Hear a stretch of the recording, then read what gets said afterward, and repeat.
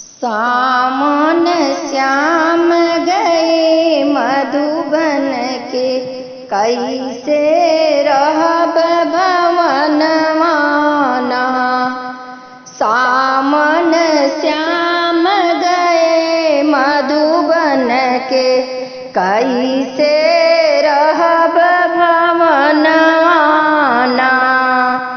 आषाढ़ मास घना घन गरीजे, सामन रिम झिम बरिसेना।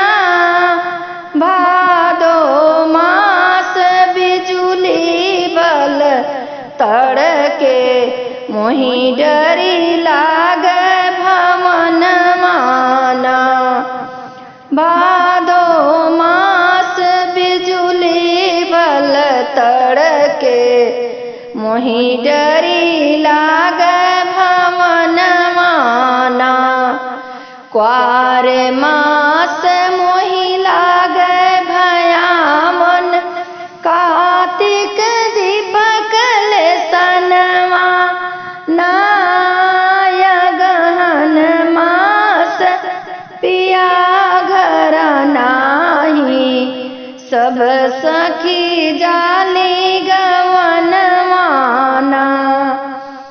अगहन मास पिया घर नाही, सब सखी जाली गवनवाना।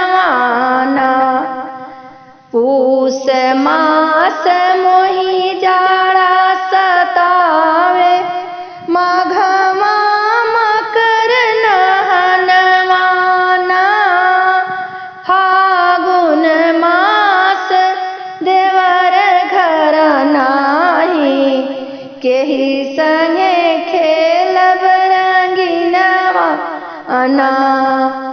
फागुन मास देवर घर नाही, केहि संगे खेलब रंगीनवा। चैत मास बनटे सुर फूले, बैसाख में लिखे मनवाना।